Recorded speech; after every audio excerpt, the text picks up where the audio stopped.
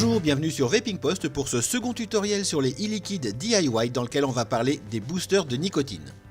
Jusqu'en mai 2016, il était aussi simple d'utiliser une base nicotinée qu'une base sans nicotine, tout simplement parce qu'il était encore possible d'acheter une base toute prête avec le taux de nicotine de son choix. Pour utiliser une base en 50-50 dosée à 6 mg par millilitre de nicotine par exemple, il suffisait de l'acheter, on la trouvait dans toutes les contenances de 10 ml à 5 litres.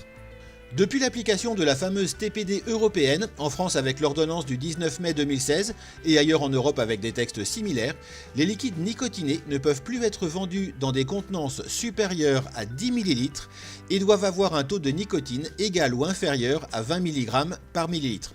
En résumé, aucun liquide ou base ne peut avoir une concentration en nicotine supérieure à 20 mg par millilitre et dès qu'il contient de la nicotine, un liquide ou une base ne peut être vendu qu'en bouteille de 10 ml maximum.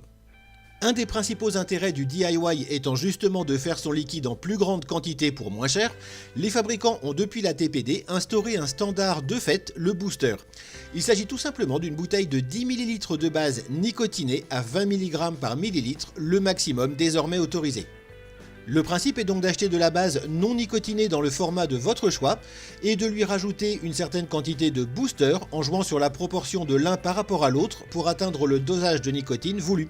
Par exemple, pour faire un liquide en 10 mg de nicotine, il suffit de mélanger 50% de base avec 50% de booster. Reste bien sûr à savoir combien de boosters ajouter à sa base pour atteindre le dosage de nicotine souhaité. Vous pouvez utiliser un des nombreux calculateurs en ligne disponibles sur le net ou faire le calcul vous-même, il est relativement simple. La méthode que je vais vous proposer ici permet de faire n'importe quelle quantité de base à n'importe quel taux de nicotine, juste en imposant un petit calcul. Si vous voulez une solution plus simple, certains fabricants proposent des kits bien plus faciles qui font l'objet d'un tutoriel à part. Le booster est en 20 mg par millilitre de nicotine. Si vous voulez du 10 mg par millilitre au final, il faut diviser le taux de moitié et donc diluer le booster à moitié avec de la base, donc 50% de booster et 50% de base.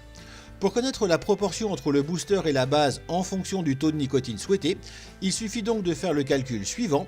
La proportion de booster est égale à 1 divisé par le taux de nicotine du booster, lui-même divisé par le taux de nicotine final souhaité.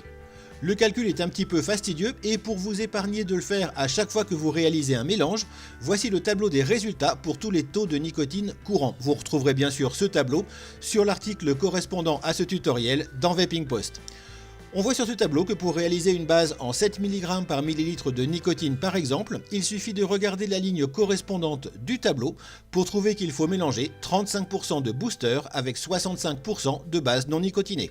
Et pour faire par exemple 127 ml de base en 7 mg par millilitre de nicotine, on va donc mélanger 35% de 127 ml, soit 44,45 ml de booster, avec 65% de 127 ml, soit 82,55 ml de base DIY.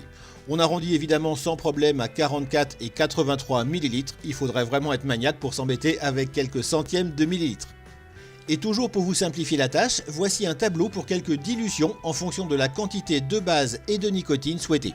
Vous pouvez bien sûr également retrouver ce tableau sur l'article de Vaping Post. Chaque ligne correspond à un taux de nicotine souhaité et chaque colonne a une quantité de base à faire.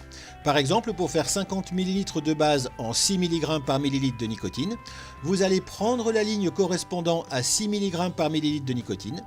Dans la colonne 50 ml, vous trouvez 15 ml, il faudra donc mettre 15 ml de booster en 20 mg par millilitre. Faites le complément avec de la base non nicotinée pour atteindre les 50 ml souhaités.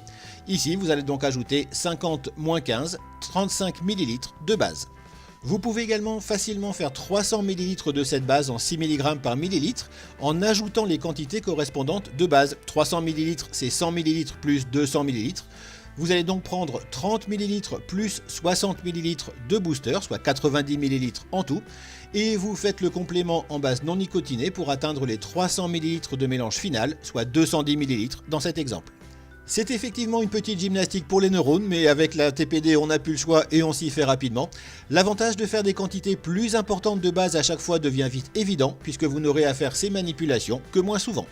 Et voilà, vous savez tout sur les boosters, n'hésitez pas à voir les autres tutoriels que nous avons réalisés sur le DIY, vous pourrez bien sûr retrouver le contenu de cette vidéo dans l'article correspondant sur Vaping Post avec l'ensemble de l'actualité, les dossiers et les tests sur la vape.